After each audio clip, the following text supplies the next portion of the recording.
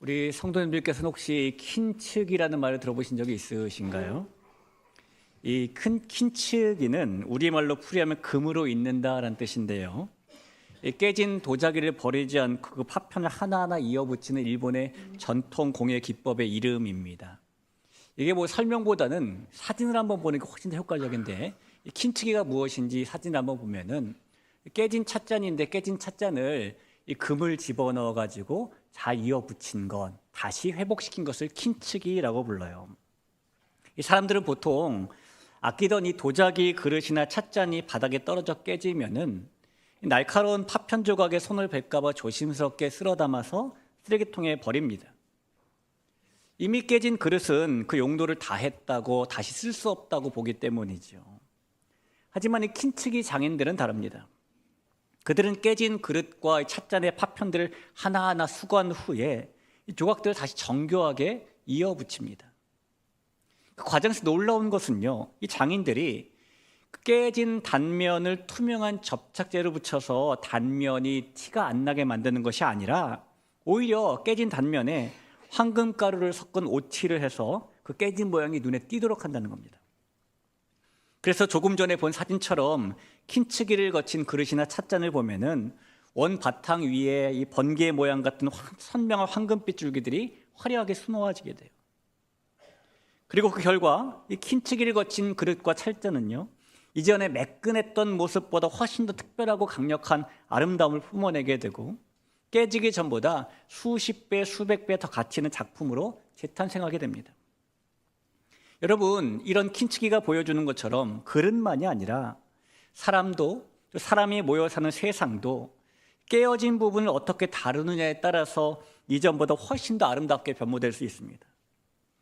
우리가 살고 있는 이 세상에는 멀리 볼 곳도 없이 우리가 주변을 돌아보면 마치 바닥에 내동댕이 쳐진 것 같은 도자기 그릇처럼 곳곳이 깨진 채 살아가는 사람들이 많이 있죠. 누군가는 경제적인 어려움으로 삶의 기반이 깨지기도 하고요. 누군가는 사랑하는 사람과의 이별로 그 마음의 중심이 산산조각 나기도 합니다. 또 누군가는 관계 속에서 입은 배신과 상처 때문에 타인을 향한 신뢰의 그릇이 깨진 채 삶을 살아가기도 하죠. 그런 모습은 개인만이 아니라 우리 사회를 보도 똑같은데요. 우리 귀에 들려오는 소식들을 보면은 세대 간의 갈등이나 젠더 다툼이나 이념 간의 충돌이나 계층 간의 대립이나 이런 것들이 즐비한데, 우리 사회에 이런 소식들이 가득한 이유는 이 세상이 얼마나 깨어져 있고 상처 입은 채 신음하고 있는지를 보여주는 것이겠죠. 그러다 보니 사람들은 세상이 너무 험악해져서 이제 가망이 없다, 깨진 것은 버려야 돼 라고 말하기도 하고, 상처 입은 사람들을 향해서 이 패배자라는 낙인을 찍은 채 쓸모없는 파편 조각처럼 꼬리표를 달아 구석으로 밀어넣기도 합니다. 하지만 여러분, 바로 이 지점에서 세상의 시선과 하나님의 시선이 갈려요. 세상은 깨진 것을 쓰레기통으로 보내지만 우리 하나님께서는 그 깨진 조각들을 향해 손을 뻗으시는 분이시기 때문입니다.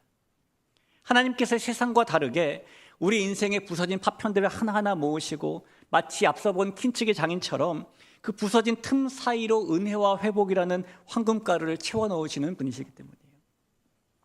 그러므로 사랑하는 성도 여러분, 오늘 우리가 붙들어야 될 믿음의 고백은 하나님께서 우리의 치유자가 되신다라는 고백입니다. 또한 동시에 하나님께서는 우리를 세상의 치유자로 부르시는 분이다라는 고백입니다.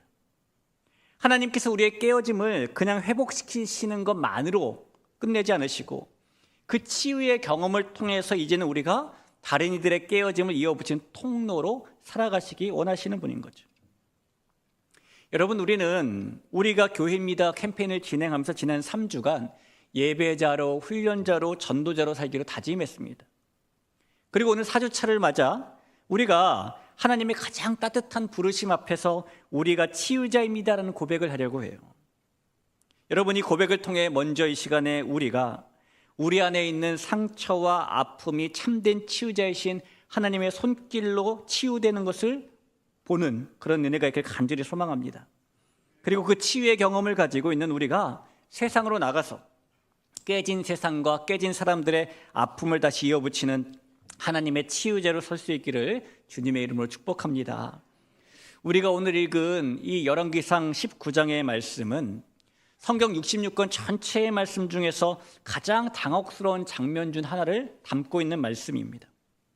왜냐하면 바로 앞장인 18장을 보니까 엘리야가 바알의 선지자 450명과 아세라의 선지자 400명, 도합 850명과 홀로 싸워서 이겼던 성경 역사상 가장 화려한 승리의 사건을 보여주고 있는데, 바로 이어지는 다음 장 오늘 본문은 그 승리의 영웅이었던 엘리야가 한순간에 무너져 내린 모습을 보여주기 때문이죠. 그가 광야의 로뎀나무 아래에 가서 죽기를 구하는 처절한 침체와 고독의 현장을 보여주기 때문입니다. 이 엘리야는 누가 뭐래도 구약의 모든 선지자들을 대표할 만한 선지자였어요. 어느 날 이 베드로와 야고보와 요한을 데리고 변화산에 올라가신 예수님께서 그곳에 나타난 구약의 두 인물과 더불어 주님의 별세, 죽음에 대해서 이야기를 나누셨어요. 그때 나타난 구약의 두 인물이 한 명은 율법을 대표하는 모세였고 또 한 명은 선지자들을 대표하는 엘리야였죠. 이 변화산 사건에서 볼 수 있듯이 엘리야는 모든 선지자들을 대표하는 그런 사람이었다는 겁니다. 오늘 본문에도 엘리야가 어떤 선지자였는지를 보여주는 말씀이 있는데요, 10절과 14절이 동일한 말씀이잖아요. 이 말씀에 보면은 그가 대답하되 내가 만군의 하나님 여호와께 열심히 유별합니다 라고 말합니다. 우리가 성경을 읽다 보면은 가끔 천천이라는 말이 나올 때가 있어요. 천은 천 곱하기 천을 말합니다. 수치로는 100만을 뜻하는데, 하지만 셀 수 없을 정도로 많은 수를 언급할 때 천천이라고 표현하는 것이죠. 또 성경에 만만이라는 표현도 나와요. 만만은 만 곱하기 만을 말합니다. 역시 수치로는 억을 뜻하는데 셀 수 없을 정도로 많은 수를 의미할 때 만만이라고 말합니다. 오늘 본문에 나오는 열심히 유별하다라는 말도 그와 같은 표현인데요, 열심히 유별하다라는 말은 열심 곱하기 열심을 말해요. 열심이 가늠할 수 없을 정도로 대단하다는 것을 표현할 때 이렇게 말하는 겁니다. 엘리야는 그럴 정도로 자타공인 대단한 선지자였다는 겁니다. 실제로 엘리야는 하나님께서 명하시는 것이면 그것이 무엇이든 열심을 다해서 했어요. 하나님께서 가뭄을 선포하라 라고 말씀하시자 그는 자기 백성, 자기 민족에게 수년 동안 비도 내리지 않고 이슬도 맺히지 않을 것이라는 비보를 선포하죠. 여러분, 희소식을 열심을 다해 선포하는 일도 쉽지 않은 일인데요, 하나님께서 명하시자 엘리야는 비보를 열심을 다해 선포한 겁니다. 그가 이 사르밧 가부를 만나는 장면만 봐도 이 기름 조금과 가루 한 움큼을 가지고 마지막 떡을 만들고 아들과 함께 먹고 나서 죽음을 기다리려고 했던 그 사르밧 과부, 그녀를 만난 엘리야가 그 과부에게 그 떡, 마지막으로 아들과 자신이 먹으려고 했던 그 떡을 본인이 먹겠다고 합니다. 아무리 선지자라지만 사람이 어떻게 그럴 수 있나라는 인면수심 아닌가라는 생각이 들 수도 있는데요, 엘리야라고 그런 생각이 안 들었겠습니까? 그러나 엘리야는 하나님께서 명하시니까 그대로 열심을 다해 따르는 거예요.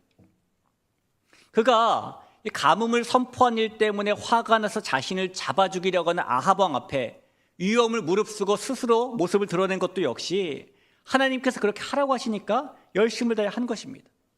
엘리야는 그런 선지자였어요. 그리고 그런 엘리야가 갈멜산 위에서 850명의 바알과 아세라 선지자들과 홀로 맞서 싸웠을 때에 하나님께서는 하늘에서 불을 내려 엘리야의 번제물을 태워주셨고 3년 반 동안 닫혀있던 하늘의 문을 열어 비를 내려주셨죠. 엘리야는 그 기세를 몰아서 아합 왕의 마차보다 앞서 달려갈 정도로 성령 충만하고 기력이 넘쳤던 사람이에요. 그런데 그런 엘리야가 오늘 본문에 들어와서는 너무나 지치고 처절한 어려운 상황에 놓이게 됩니다.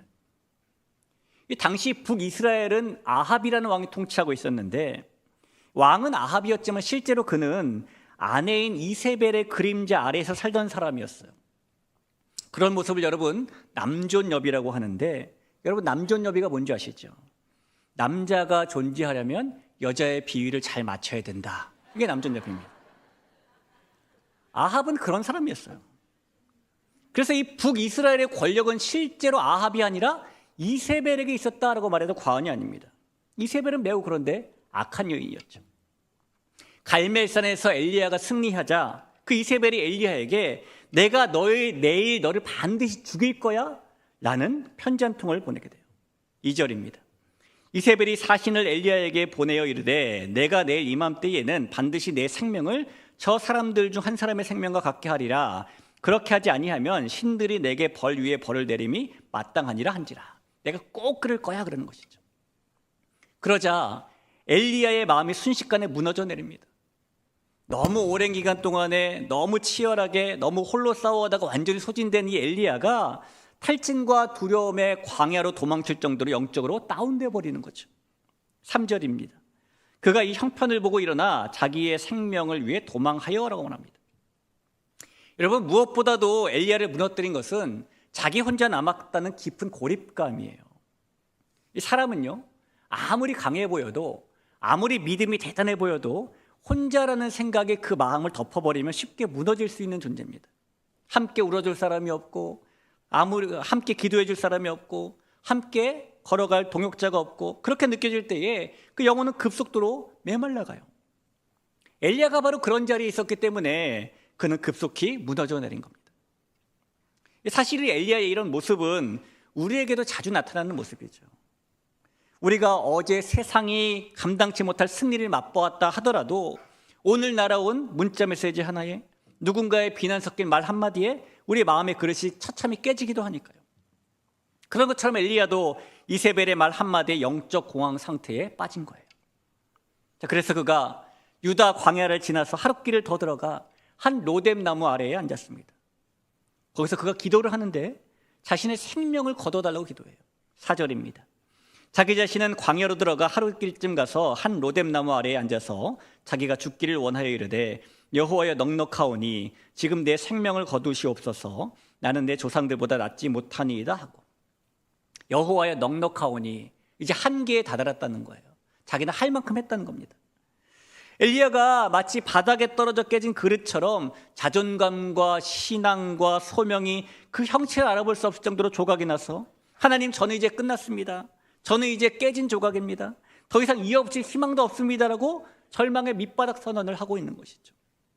얼마나 힘들었으면 이런 기도를 했을까요? 자, 여러분, 그런데 엘리야가 그런 고백을 하자 하나님께서 이제 일하시기 시작하셔요. 하나님께서 그를 치유하시기 시작했다는 겁니다. 5절과 6절을 볼까요?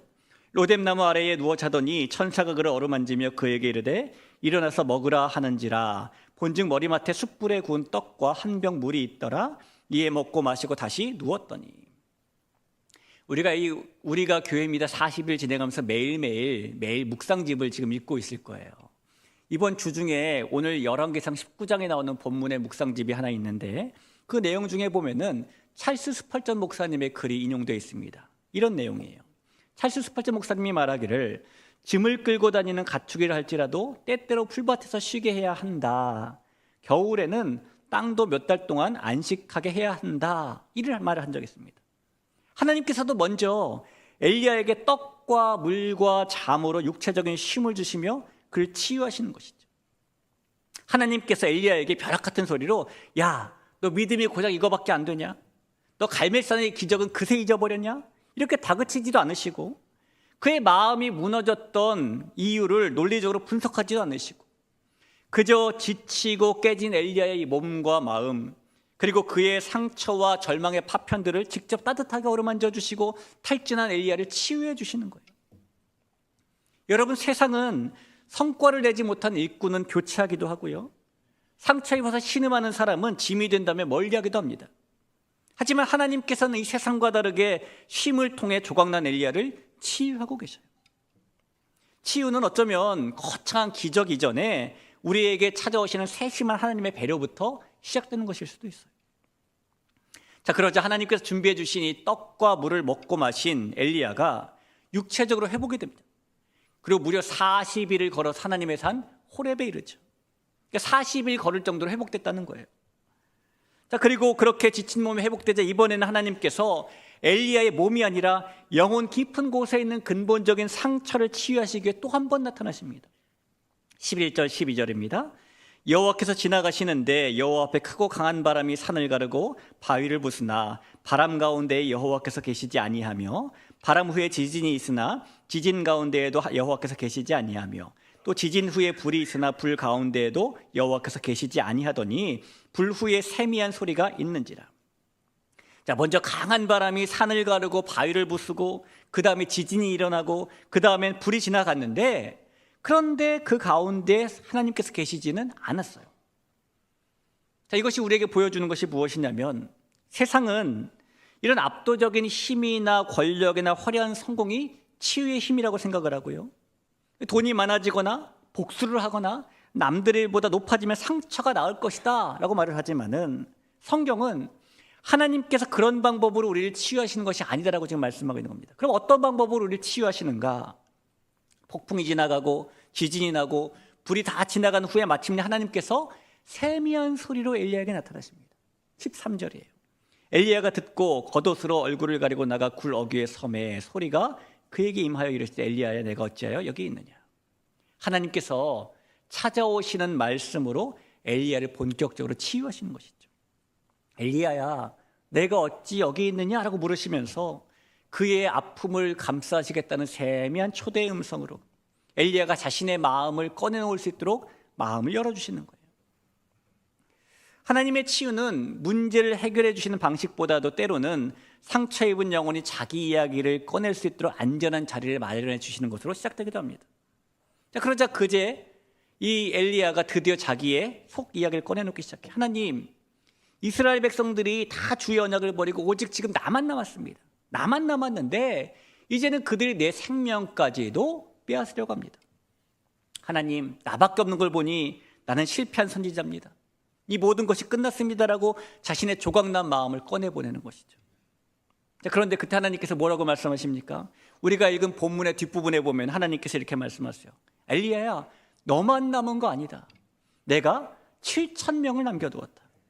너 사명 아직 끝난 거 아닌다. 내가 너에게 새로운 사명을 꼭 주고 싶다. 이런 말씀을 주시면서 그의 상처를 싸매 주시고 치유해 주셨다는 겁니다. 성도 여러분, 이렇게 하나님의 치유는 세미할지라도 하나님께서 주시는 말씀을 통해 일어나는 겁니다. 하나님께서 우리의 상황을 바꿔주셔서가 아니라, 우리의 감정을 새롭게 해주셔서가 아니라, 우리가 말씀으로 인생을 다시 해석하게 해주심으로 우리를 치유해 주시는 것이죠. 그래서 이 말씀이 없는 위로는 잠깐이지만 말씀으로 주어진 치유는 인생을 다시 일으켜요. 그래서 하나님께서 오늘도 저와 여러분을 몰아붙이시거나 다그치지 않으시고 세미한 음성으로 우리를 치유하시는 겁니다. 사랑하는 성도 여러분, 우리가 믿고 있는 하나님은 그런 치유의 하나님이심을 믿으시길 주의 이름으로 부탁을 드립니다. 자, 그런데 성도 여러분, 우리가 한 가지 이 말씀을 보면서 궁금한 게 생겨요. 하나님께서는 엘리야를 왜 굳이 치유하시는 걸까요? 하나님께서 엘리야에게 하신 말씀을 보면 이미 7,000명이 더 있잖아요. 엘리야가 탈진했으면 다른 사람 쓰면 되는 거 아닙니까? 더 효율적일 수도 있잖아요. 새로울 수도 있고. 그런데 하나님께서는 굳이 이 엘리야를 로뎀나무 아래에서 어루만지시고 호렙산에서 세미한 말씀으로 치유해 주시는데 이유가 있겠죠. 단순히 엘리야의 마음을 편안하게 해주시려고 그러신 것은 아닙니다. 하나님께서 그를 치유하신 데는 분명한 목적이 있는데, 그 목적은 그를 회복시키셔서 엘리야가 그전보다 더 가치 있는 사명자가 되게 하시기 위함이에요. 하나님께서는 엘리야에게 세 가지 사명을 새롭게 주십니다. 19장 15절 16절에 보니까 여호와께서 그에게 이르시되, 너는 내 길을 돌이켜 광야를 통하여 다메섹에 가서 이르거든 하사엘에게 기름을 부어 아람의 왕이 되게 하고, 너는 또 님시 아들 예후에게 기름을 부어 이스라엘의 왕이 되게 하고, 또 아벨 무홀라 사바세 아들 엘리사에게 기름을 부어 너를 대신하여 선지자가 되게 하라. 하사엘을 아람의 왕으로, 예후를 이스라엘의 왕으로, 엘리사를 후계자로 삼으라고 말씀하시는 거예요. 여러분, 하나님께서 이런 말씀을 주시는 이유는, 하나님께서 엘리야를 향해 하시는 이 명령은 하나님께 치유받은 사람은 그 치유의 은혜를 들고 세상 속으로 들어가야 된다는 것을 보여주기 위함입니다. 깨진 세상을 다시 잇는 역할을 치유받은 치유자가 되어서 해야 된다는 것을 말씀하고 있는 거예요.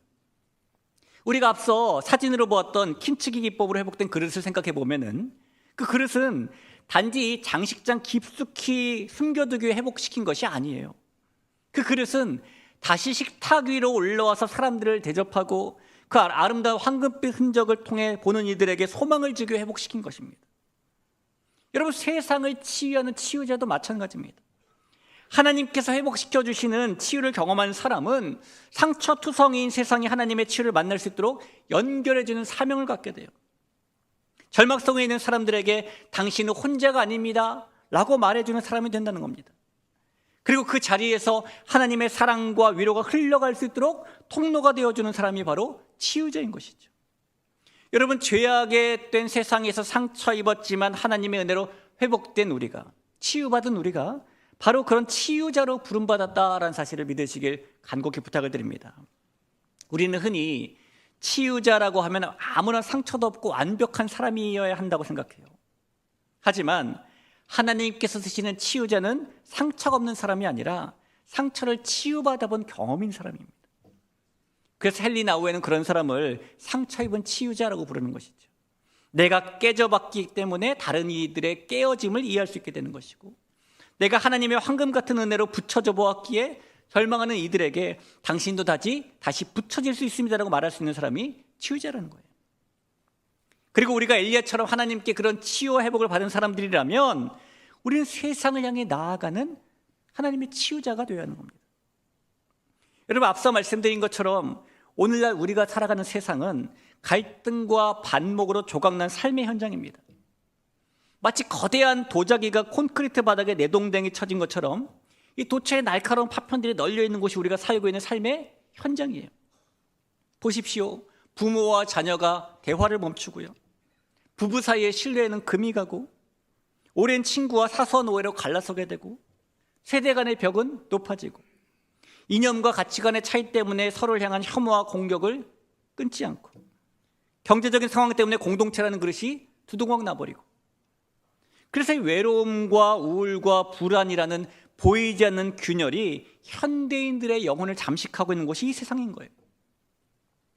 그리고 세상은 그 깨진 틈을 보고 이미 틀렸어, 버려야 돼 라고 외면하지만, 치유자로 부름받은 교회는, 치유자로 부름받는 성도는 그 깨진 틈 사이로 들어가 황금이 되어야 되는 것이죠. 여러분, 우리가 치유자가 된다는 것은 세상의 아픔을 남의 일로 여기지 않는 겁니다. 고통받는 이들의 눈물을 닦아주고, 갈등이 있는 곳에는 화해의 다리가 되어주고, 소외된 이들의 손을 잡아주는 것이 세상을 향해 우리가 보여야 될 치유예요. 우리가 그 깨어진 틈 사이에 서 있을 때에 비로소 세상을 향한 하나님의 치유가 우리를 통로로 삼아 흘러가기 때문입니다. 우리가 이 세상의 아픔의 자리에 예수님이라는 약을 바르면, 우리가 세상에게 당신의 실패는 끝이 아닙니다, 하나님께서 이 상처를 통해 당신을 더 아름다운 보석으로 만드실 것입니다라는 그 예수님의 마음을 전해주면 세상의 비극은 하나님의 영광을 드러내는 통로로 변모될 수 있는 것이죠. 어떤 면에서는 그래서 이제까지 몇 주간 우리가 고백한 예배자, 훈련자, 전도자는 모두 우리가 치유자가 되기 위한 준비였다라고 말해도 과언이 아닙니다. 우리가 지난 3주간 고백했던 모든 것들이 황금가루가 되어서 오늘 우리가 만나는 이웃들의 깨진 틈새에 뿌려져야 되기 때문이에요. 사랑하는 성도 여러분, 하나님께서는 이 일을 특정한 어느 사람에게만 맡기지 않으셨어요. 우리 모두에게 맡기셨습니다. 이 고독감에 빠진 엘리야에게 하나님께서 뭐라고 말씀하십니까? 아직 바알에게 무릎 꿇지 않은, 바알에게 입맞추지 않은 7,000명이 있다. 열왕기상 19장 18절을 볼까요? 그러나 내가 이스라엘 가운데에 7,000명을 남기리니 다 바알에게 무릎을 꿇지 아니하고 다 바알에게 입맞추지 아니한 자니라. 엘리야 혼자가 아니라 그 7,000명과 함께 세상의 치유자가 될 것이다라고 말씀하신 것이죠. 그리고 하나님께서는 이 자리에 앉아있는 우리를 오늘의 7,000명으로 부르고 계시는 겁니다. 우리가 혼자서는 죄로 인해 깨진 세상의 거대한 균열을 다 메울 수 없어요. 하지만 우리가 교회로서 함께 치유자가 된다면, 우리가 한 조각 한 조각을 들고 하나님의 사랑으로 그 파편들을 이어 붙인다면 교회는 세상을 향한 놀라운 치유자가 될 수 있죠. 여러분, 그런 면에서 교회는 완벽한 사람들의 모임이 아니라 치유받은 경험이 있는 죄 있는 사람들이 모여서 세상을 치유하고 회복시키고자 하는 교시예요. 우리가 서로의 상처를 용납하고 서로의 깨진 틈을 은혜로 메워줄 때에 세상은 우리를 보고 하나님의 살아계심을 보게 되는 것입니다. 그러니 여러분, 치유자로서 누군가가 비난의 말을 쏟아내는 현장에 친절의 언어로 그 틈을 메워보시기 바랍니다. 누군가가 절망하여 쓰러져 있는 현장에 로뎀나무에 찾아온 천사처럼 따뜻한 차 한 잔과 격려의 어루만짐을 건네보시길 바라요. 세상이 가망 없어 버려라고 말하는 그 현장에 하나님의 세미한 소리를 대언해 보시길 바랍니다. 우리가 그렇게 깨진 세상을 하나하나 이어붙일 때에, 깨진 사람들의 마음을 하나하나 이어붙일 때에 우리를 통해 그 세상은, 그 사람은 이전보다 더 아름다운 모습으로 치유될 거예요. 그 상처가 별이 되고 눈물이 보석이 되는 역사가 우리의 손길을 통해 일어나게 될 수 있다는 것입니다. 왜냐하면 우리가 바로 하나님의 손과 발이기 때문이고, 우리가 바로 세상을 고치신 하나님의 약손이기 때문이죠. 우리 귀한 성도 여러분, 우리가 그런 교회이며 우리가 그런 치유자임을 믿으시길 주의 이름으로 축원합니다. 오늘 우리가 열왕기상 19장을 통해 만나본 하나님은 우리가 깨졌을 때 우리를 버리는 분이 아니셨어요. 오히려 하나님은 우리가 깨졌기 때문에 우리에게 다가오시는 분이셨습니다. 로뎀나무 아래에 찾아와서 어루만지신 하나님, 숯불에 구운 떡과 물로 우리의 육체와 일상을 돌보신 하나님, 그리고 세미한 소리로 우리의 영혼의 틈새의 은혜에 황금가루를 치우신 하나님, 하나님은 그런 분이셨습니다. 그 덕분에, 치유자 되신 하나님 덕분에 엘리야는 다시 일어설 수 있었고, 다시 일어선 엘리야는 그 깨어짐과 치유를 통해 더 빛나게 되었죠. 그리고 여러분, 그런 엘리야처럼 가장 정교한 하나님의 사랑의 손길로 그와 똑같은 치유를 경험한 우리의 인생도 마찬가지로 하나님께서 주시는 회복을 통해 훨씬 더 빛나는 삶을 지금 살고 있는 것입니다. 그래서 이제 우리는 치유받은 치유자로 살려고 그래요. 주변에 마음이 무너진 사람이 있다면 이야기를 들어주고, 세상에 가망 없다고 외면한 이웃의 아픈 틈 사이로 하나님의 사랑을 채워주고, 이 세상을 향해 그 치유의 손길을 뻗으면서 하나님의 회복을 전하는 발걸음을 가지면서 하나님의 통로로서의 치유자가 되려고 합니다. 여러분, 우리가 치유자가 될 수 있는 이유는 우리가 상처가 없기 때문이 아닌 겁니다. 우리가 먼저 하나님께 치유받았기 때문인 거예요. 그래서 우리는 치유의 근원이 아니라 치유의 통로인 것이고 하나님의 손길이 머무는 자리인 것이죠. 우리가 그렇게 이웃과 세상의 아픔을 우리 자신의 아픔으로 여기며 살아갈 때에, 우리가 세상에 깨진 구석을 찾아가 그곳을 기도로 메울 때에 교회는 비로소 이 땅에 소망이 될 것입니다. 이 영광스러운 부르심에 교회로 응답하면서 이번 한 주간도 치유의 역사를 써내려가는 저 여러분이 될 수 있기를 주의 이름으로 간절히 축복합니다.